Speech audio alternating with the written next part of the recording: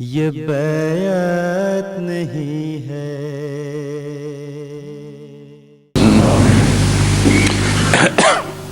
گزشتہ جمعے پہ تبتل کا مضمون بیان کرتے ہوئے میں نے یہ ذکر کیا تھا کہ مرنا ہی مشکل نہیں، زندہ ہونا بھی بہت مشکل ہے، بلکہ مرنے سے زیادہ مشکل ہے۔ اس سلسلے میں مضمون کو آگے بڑھانے سے پہلے آج پھر کچھ اجتماعات کا اعلان کرنا ہے۔ جو اجتماعات کل سے شروع ہو چکے ہیں اور آج بھی جاری ہیں، غالباً آج کے خطاب کے میرے اس خطبے کے بعد جو وہاں شام کے قریب کسی وقت سنا جائے گا، یہ اجتماع ختم ہوں گے۔ اس سلسلے میں مجلس انصار اللہ کے اجتماعات بہاول نگر کے ہیں، رحیم یار خان، اوکاڑا، جہلم اور نواب شاہ ضلع کے اجتماعات ہیں۔ یہ سب کل 14 اکتوبر سے شروع ہوئے ہیں اور آج ختم ہوں گے۔ یہ ساری وہ مجالس ہیں جن میں مختلف وقتوں میں دوروں کی توفیق ملتی رہی۔ بہت سے ایسے چہرے ہوں گے جو ابھی بھی انصار اللہ کے مختلف عہدوں پر فائز ہوں گے۔ وہ مقامات جہاں اجتماعات ہو رہے ہیں وہ بھی اکثر میری نظر میں ہیں۔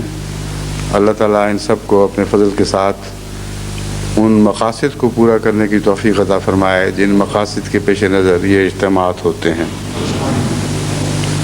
خدام احمدیہ کے اجتماعات جو کل شروع ہوئے ہیں ان میں ضلع گوجرانوالا، نارووال، گجرات، راولپنڈی، لودھراں، پشاور کے اجتماعات ہیں۔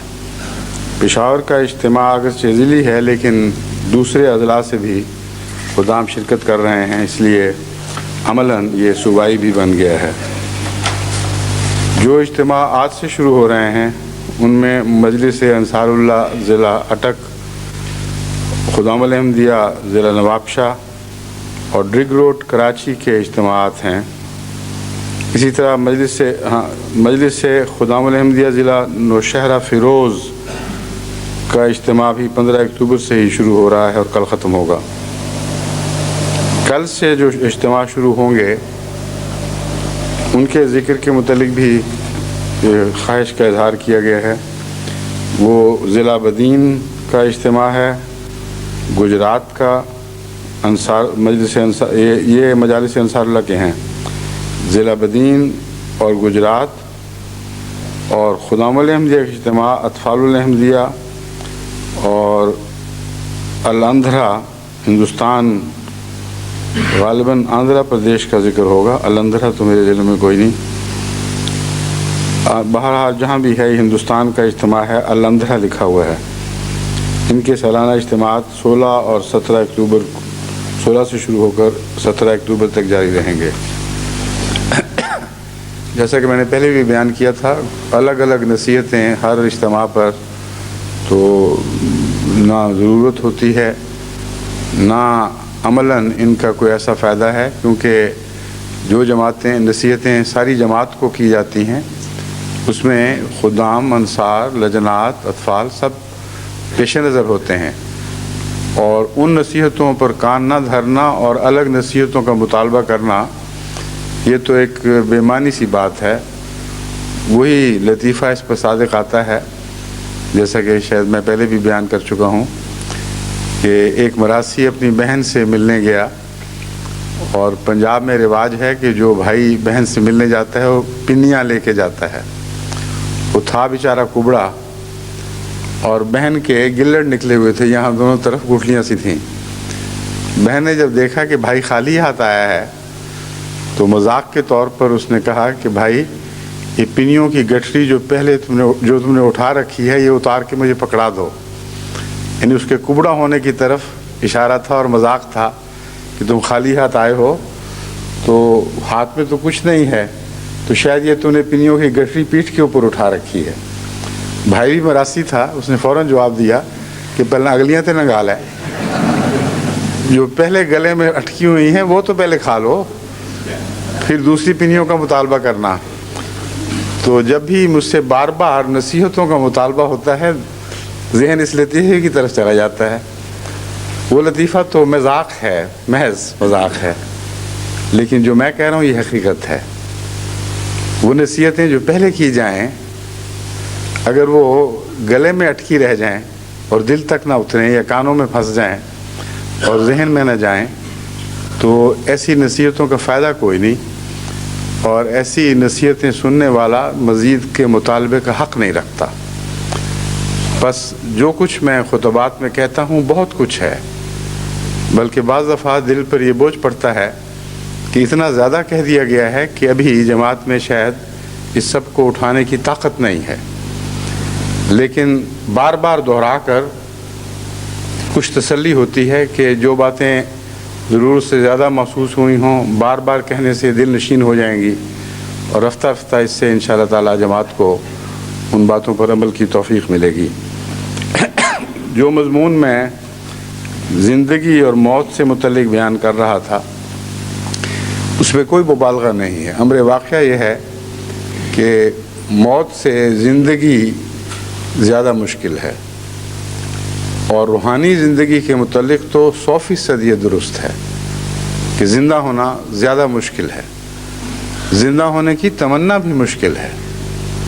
اور یہ خیال کہ ہر انسان چاہتا یہی ہے کہ میں بدیوں سے چھٹکارا حاصل کروں اور نیکیوں کی طرف حرکت کروں, یہ محض ایک خوش فہمی ہے, ایک رومانی کیفیت کا نام ہے, اس میں حقیقت نہیں ہے.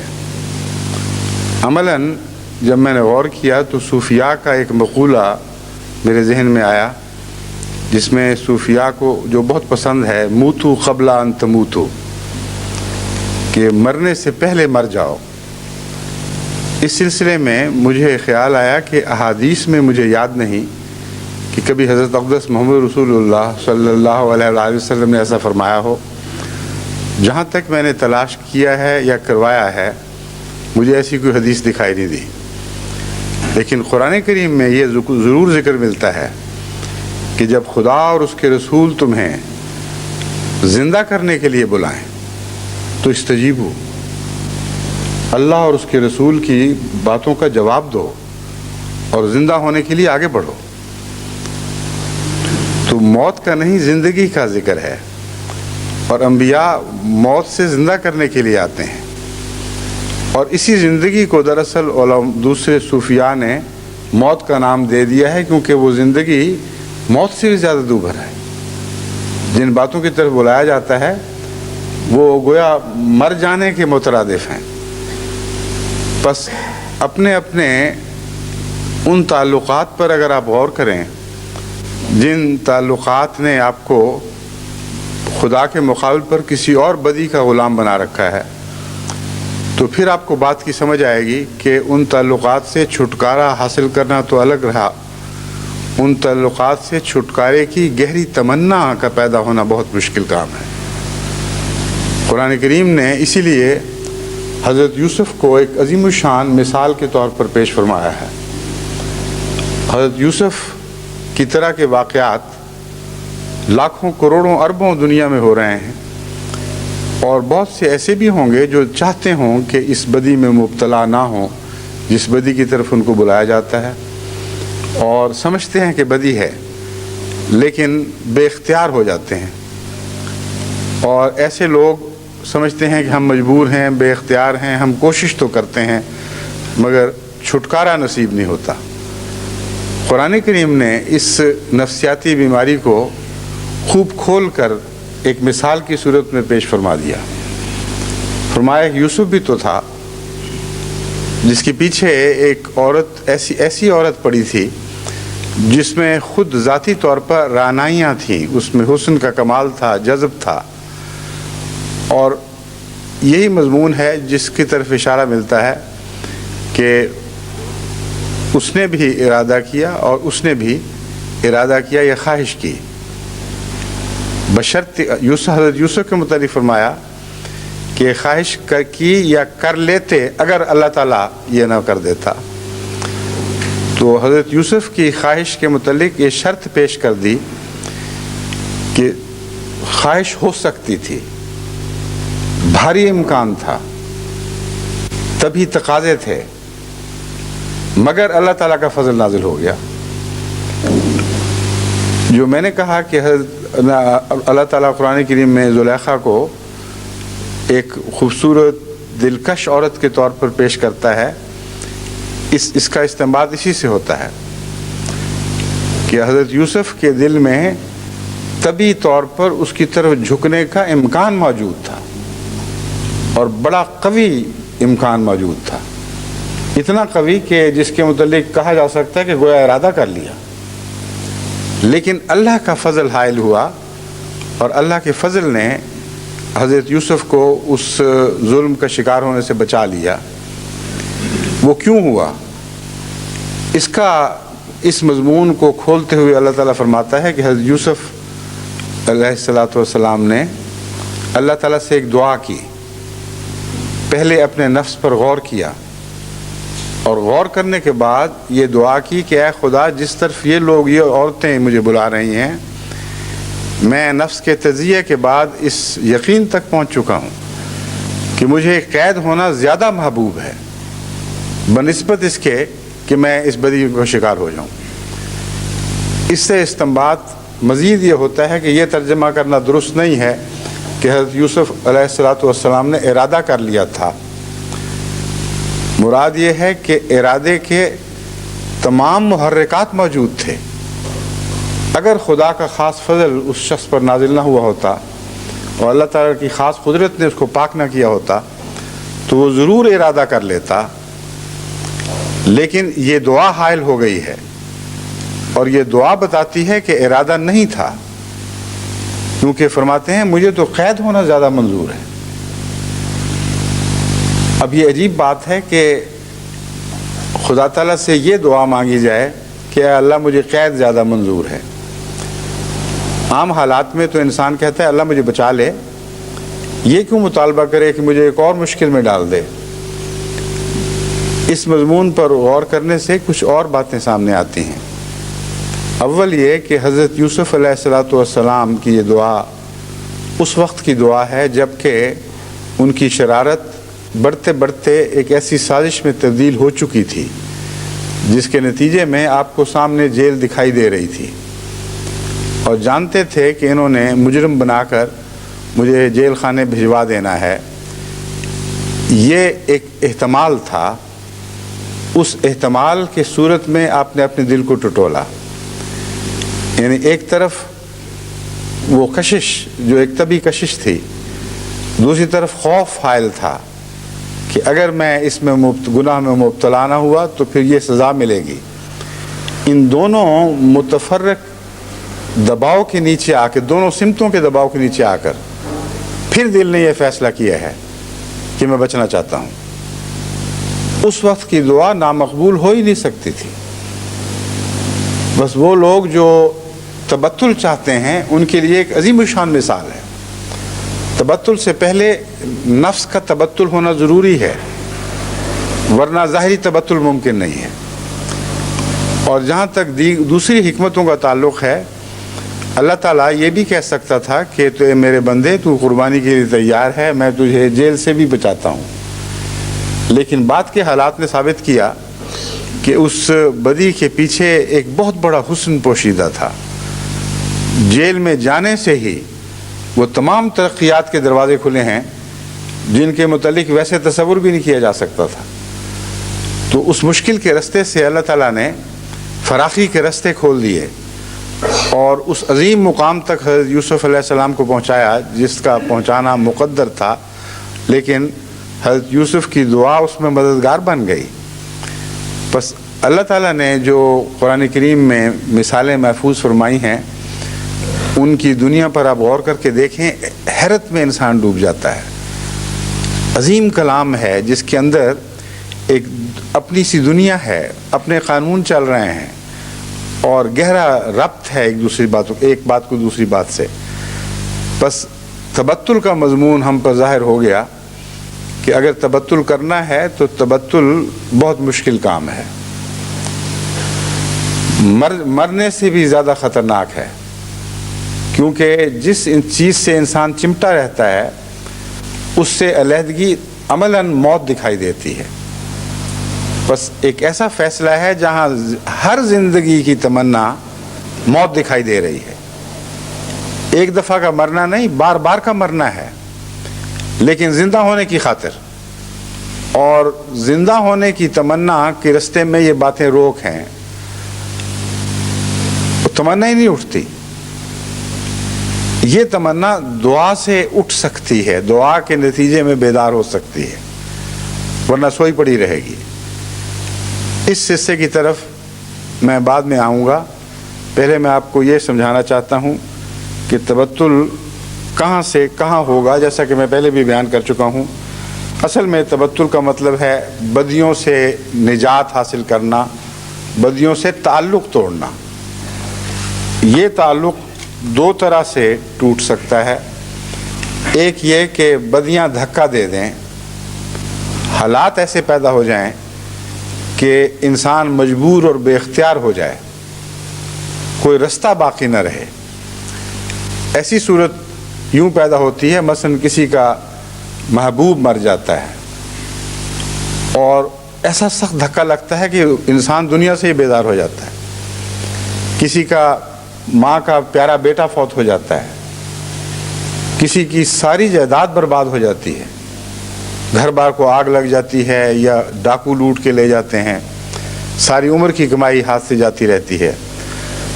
ایسے موقع پر تبتل کے لیے امکانات پیدا ہو جاتے ہیں.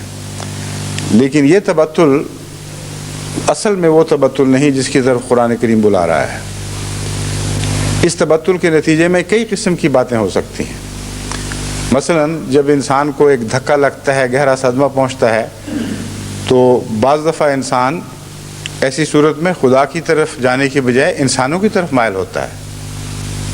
ضروری نہیں کہ اس دنیا کے دھکے کے نتیجے میں ضرور خدا ہی کا خیال آئے، اور زیادہ دنیا کی چیزوں کی طرف گرتا ہے. بعض دفعہ ایسا آدمی ہوش گنوا بیٹھتا ہے، پاگل ہو جاتا ہے، یعنی اپنا تعلق اس طرح توڑتا ہے کہ ہوش بھی جاتے رہتے ہیں. اس میں اس مضمون میں ایک اندرونی ربط ہے. اصل میں وہ تعلق جو ٹوٹ نہ سکے، وہ غالب آ چکا ہو، اس کو انسان بھلائے تو بھول سکتا ہے، ورنہ ٹوٹ نہیں سکتا. بس ایسا شخص جو کسی ایسی چیز سے محبت کرتا ہے گویا اس کا معبود بن چکی ہے، اس سے علیحدگی ممکن نہیں. ایسی مائیں ہیں جو اولاد کی عملاً پرستش کر رہی ہوتی ہیں. جب وہ اولاد ہاتھ سے جاتی رہتی ہے تو اس لیے پاگل ہوتی ہیں کہ ہوش اور اولاد کی یاد اور اولاد کا تعلق ایک ہی چیز کے دو نام بن جاتے ہیں. موت کے سوا علیحدگی ممکن نہیں ہے، بس ذہن پر موت آ جاتی ہے اور اسی کو ہم پاگل پن کہتے ہیں. بس یہ تبتل جو دنیا کے دھکے کے نتیجے میں پیدا ہو، لازم نہیں کہ خدا کی طرف دھکیلے، مگر خدا کی طرف بھی دھکیل سکتا ہے. اس لیے بعض لوگ کہتے ہیں جی فلاں شخص کو صدمہ پہنچا، وہ بہت بزرگ بن گیا ہے، درویش بن گیا ہے، اس کے پاس لوگ دعاؤں کے لیے جاتے ہیں. لیکن وہ درویش جو ہے اس کی کیفیت میں اور اس درویش میں جس نے خدا کی خاطر تعلق توڑے ہوں، زمین آسمان کا فرق ہوتا ہے. اس کو بعض دفعہ لوگ بت تو بنا لیتے ہیں، لیکن حقیقت میں وہ بت خدا کے حضور سجدہ ریز نہیں ہوتا. دنیا سے مجبوری کا تعلق کاٹنے کے بعد دھکے کھا کر جو آتا ہے، اس کو اللہ تعالیٰ اگر اپنی درگاہ میں جگہ دے دے تو احسان ہے، لیکن اس سے وہ محبت پیدا نہیں ہو سکتی جو للہ تبتل کے نتیجے میں ہوتی ہے. اور للہ ہی تبتل انہی لوگوں کے دل میں پیدا ہوتا ہے جو ہر موقع پر خدا کو ترجیح دے کر غیر اللہ سے منہ موڑتے ہیں اور تعلق قطع کرتے ہیں. اس سلسلے میں حضرت یوسف علیہ السلام کی مثال میں نے آپ کے سامنے رکھی ہے. احسن القصص بیان فرمایا. میں جب شروع میں پڑھا کرتا تھا تو حیران رہ جاتا تھا کہ ایسا آسن کیا ہے آخر یہ قصہ. لیکن جو غور کیا اس بات کی سمجھ آتی گئی کہ تبتل کے مضمون میں ایک عظیم الشان حکایت ہے، قصہ ہے. حکایت تو فرضی ہوتی ہے. قرآن کریم جب قصہ کہتا ہے تو حقیقت کو قصہ بتاتا ہے. تو قرآن اصطلاح میں ایک ایسی حقیقت ہے جس پر جتنا غور کریں انسان حیران ہوتا چلا جاتا ہے. بس تعلق بے انتہا ہو اور بے انتہا تعلق کے سارے محرکات موجود ہوں اور خوف بھی بے انتہا ہو، دوسری طرف خوف کے موجبات بھی سارے موجود ہوں، اور بیچ سے انسان کا دل پہلے یہ فیصلہ کرے کہ نہ میں خوف سے ڈروں گا، نہ میں تعلق کی حرص میں، اپنے ذاتی تعلق کی حرص میں غلط فیصلہ کروں گا، میں جس کا ہوں اسی کا ہو چکا ہوں، اسی سے مدد مانگتا ہوں، اسی کی طرف جھکتا ہوں اور اسی سے چاہتا ہوں کہ مجھے اس صورتحال سے بچا لے۔ پھر دیکھیں کہ اللہ تعالیٰ نے کس شان کے ساتھ اس دعا کو قبول فرمایا اور ہر بدی سے ایک بہتری کی صورت پیدا فرما دی اور ترقیات کا عظیم سلسلہ شروع کیا ہے۔ بس اس پہلو کو غور کر کے اپنی بدیوں پر نظر ڈال کر یہ فیصلہ کریں کہ آپ کس حد تک ان سے علیحدہ ہونے پر تیار بیٹھے ہیں۔ جب کشتی نوح کا میں مطالعہ کرتا ہوں تو بعض دفعہ عبارتوں سے خوف آتا ہے، بعض دفعہ دل لرزتا ہے کہ ہیں یہ بھی ہے اور یہ بھی ہے اور یہ بھی وہ ایسا مقام ہے جس سے کلیتاً علیحدگی کا حکم ہے، ورنہ مسیح موعود علیہ السلام فرماتے ہیں یہ بھی میری جماعت میں سے نہیں، وہ بھی میری جماعت میں سے نہیں۔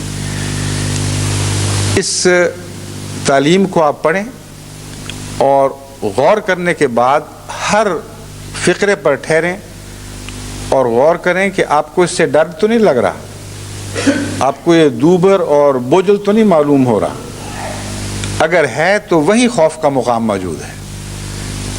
جو لوگ تبتل کر چکے ہیں، یعنی ہر پہلو سے تبتل کر چکے ہیں، ان کے لیے یہ تحریر آسان ہو چکی ہے، وہ بے خوف پڑھتے ہوئے گزر سکتے ہیں، ان کو کوئی دل میں خدشہ نہیں ہوگا کہ اوہو میں تو یہاں بھی مارا جا رہا ہوں اور یہاں بھی مارا جا رہا ہوں اور یہاں بھی مارا جا رہا ہوں۔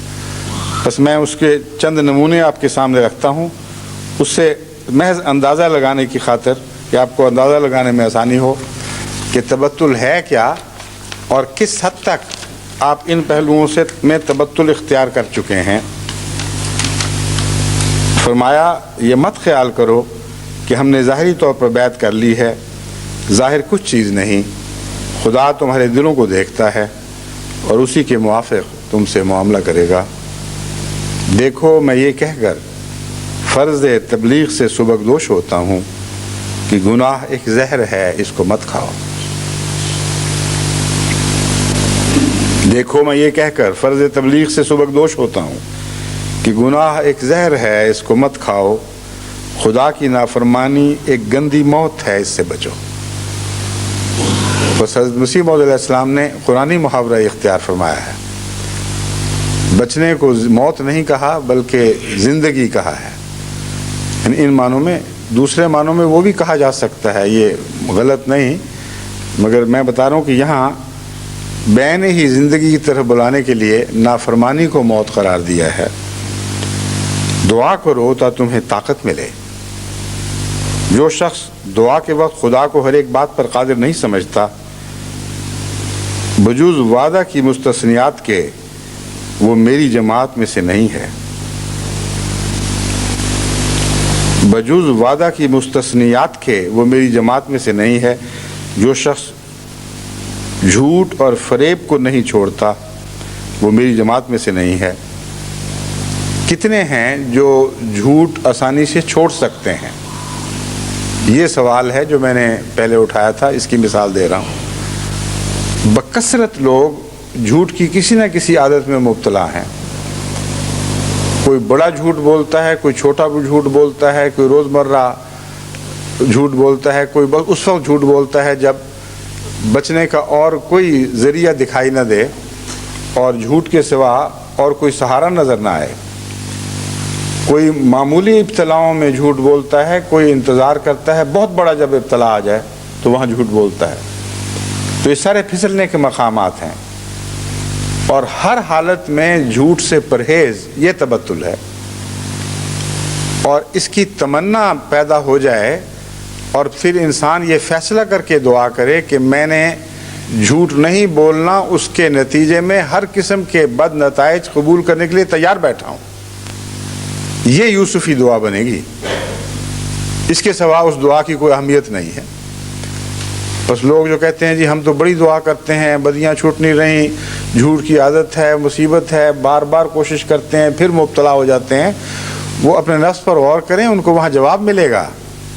وہ نہیں چاہتے اس سے بچنا، وہ ادنا حالتوں سے بچنے کی تمنا کی خواہش رکھتے بھی ہوں تو بڑے مقامات پر جب وہ غور کر کے دیکھیں گے، وہ ان کا دل ان کو بتا دے گا اگر وہ سچے ہیں کہ تم فلاں جگہ جا کر جھوٹ سے پرہیز کی طاقت نہیں رکھتے۔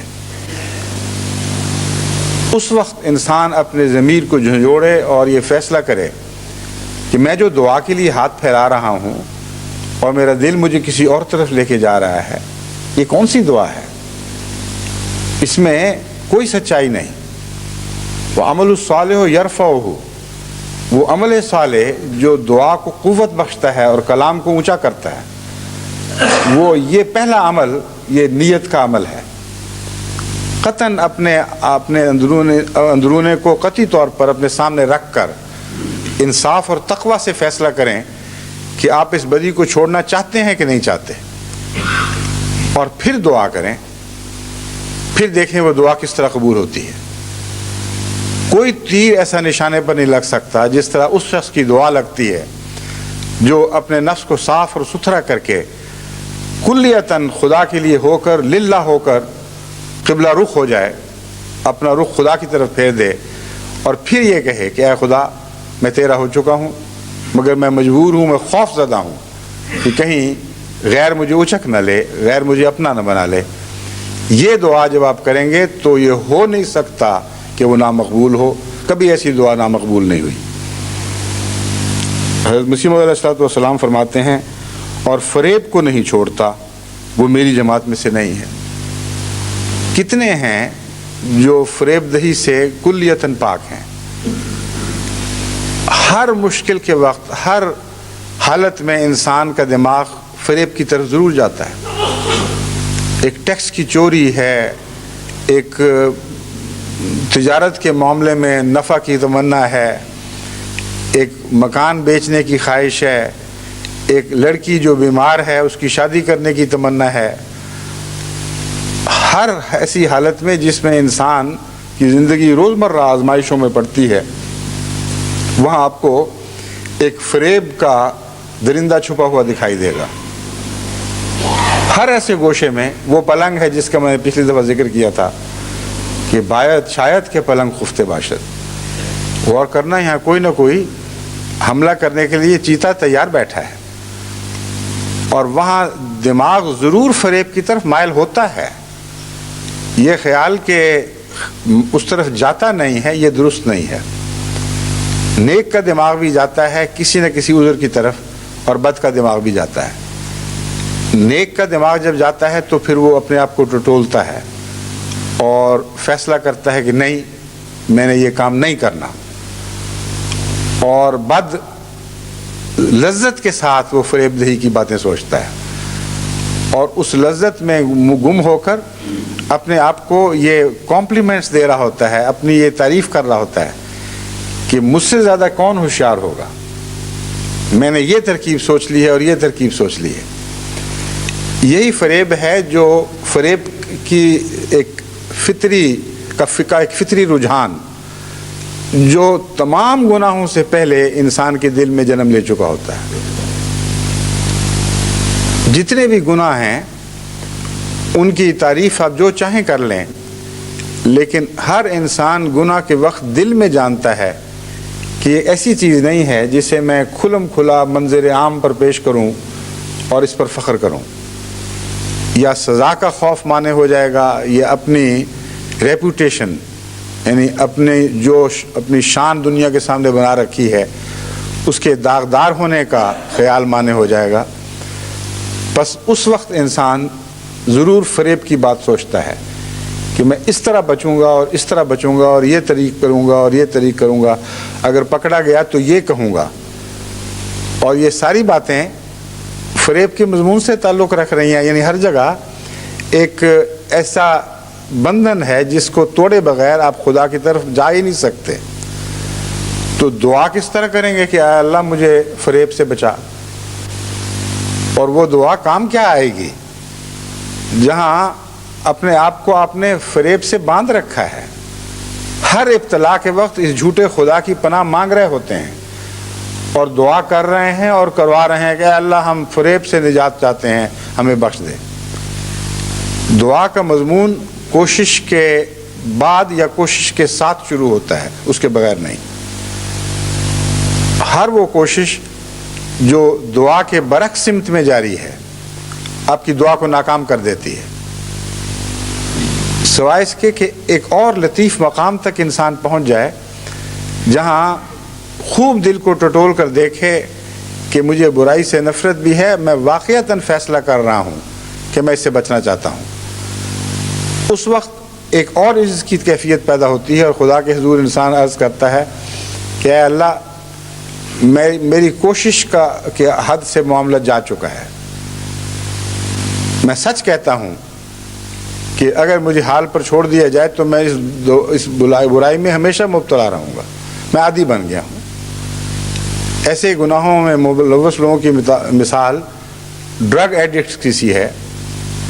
وہ لوگ جو ڈرگز وغیرہ میں مبتلا ہو جاتے ہیں, بسا اوقات کچھ عرصے کے بعد ان کی اس ڈرگ ایڈکشن کے بد نتائج ان کو دکھائی دے رہے ہوتے ہیں, محسوس ہو رہے ہوتے ہیں, اور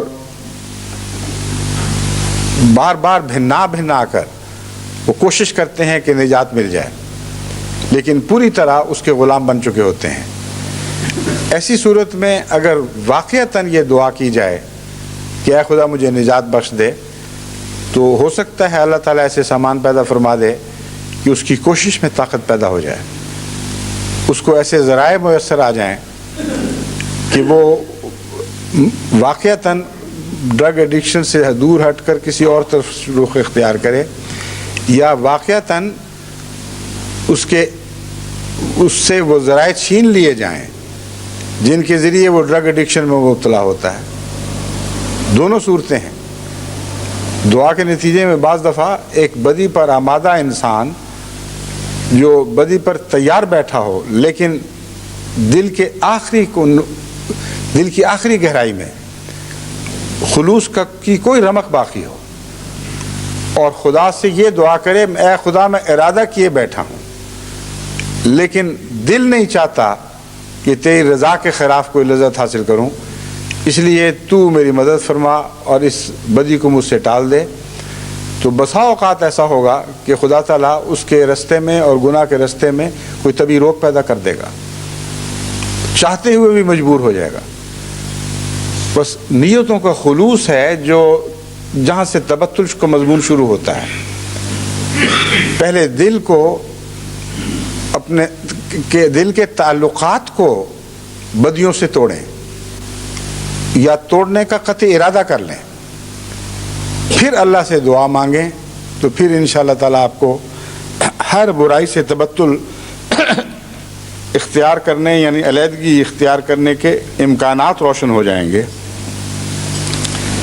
حضرت مسیح علیہ السلام فرماتے ہیں جو شخص دنیا کے لالچ میں پھنسا ہوا ہے اور آخرت کی طرف آنکھ اٹھا کر بھی نہیں دیکھتا وہ میری جماعت میں سے نہیں ہے. یعنی ہر وقت اس کو دنیا سوار ہے, یہ بھی ملے وہ بھی ملے, اس کو اکیلا اس کو غیر اللہ کی محبت قرار نہیں دیا, لیکن ایک ساتھ ایک اور علامت بیان فرما دی جس کے نتیجے میں یہ دنیا کی خواہش حقیقتاً غیر اللہ کی محبت بن جاتی ہے. فرمایا اور آخرت کی طرف آنکھ اٹھا کر بھی نہیں دیکھتا. جو شخص دنیا کی خواہش رکھتا ہے جو ایک فطری چیز ہے, اور ساتھ آخرت کا مضمون بار بار اس کے سامنے آتا ہے, وہ آخرت کا تصور اس کی دنیا کی خواہش کو معتدل کر دیتا ہے. بعض دفعہ آخرت کا تصور دنیا کی خواہش کو اس حد تک معتدل کر دیتا ہے کہ انسان میں ایک استغنا پیدا ہو جاتا ہے.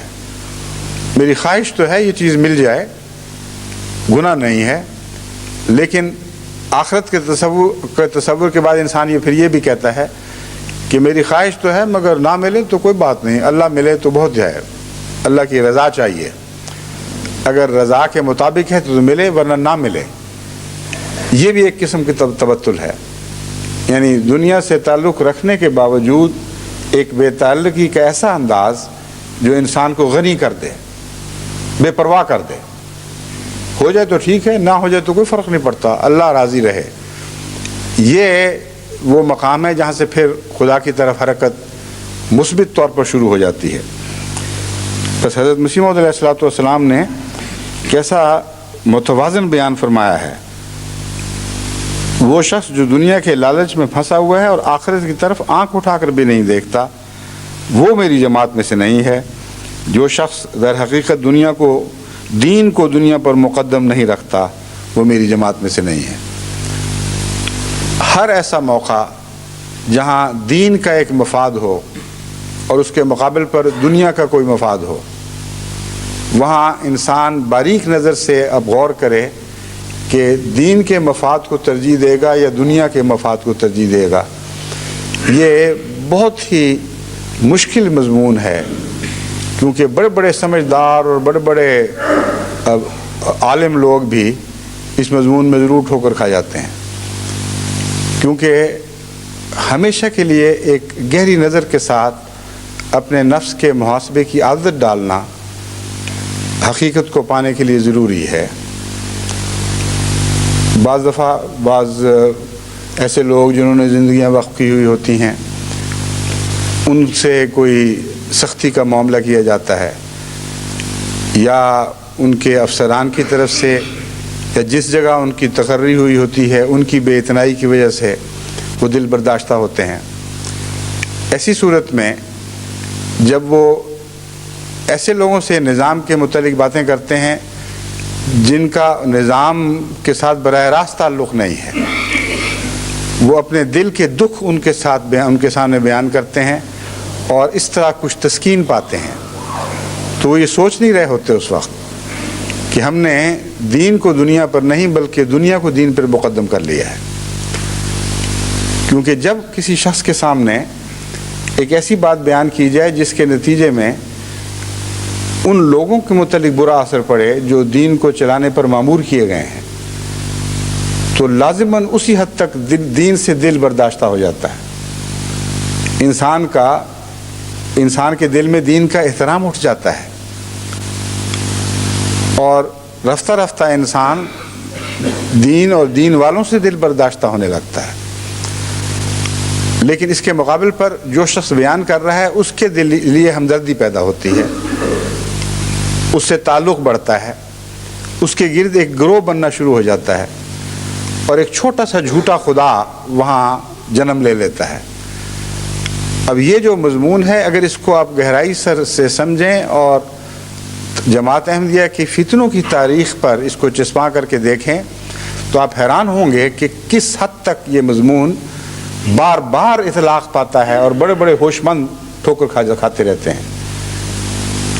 شکوہ ہے کسی سے، اگر وہ دین کے معاملے میں شکوہ ہے تو اس کے لیے قرآن کریم نے ایک ہی رستہ بتایا ہے، انما اشکو بسی و حزنی الی اللہ. یہ دعا باقی جگہ نہیں، یہاں بھی بہت زور کے ساتھ صادق آتی ہے. ایسا شخص جو خدا کی خاطر اپنے آپ کو پیش کیے ہوئے ہے، اگر دنیا کی ہمدردی سے اس لیے باز رہتا ہے کہ وہ ڈرتا ہے کہ ان لوگوں کے دین کو نقصان نہ پہنچ جائے، ایسا شخص لازماً خدا کی طرف جھکے گا اور اس کا دنیا سے تبتل ہوگا اور اللہ کی طرف تعلق کا قدم آگے بڑھے گا.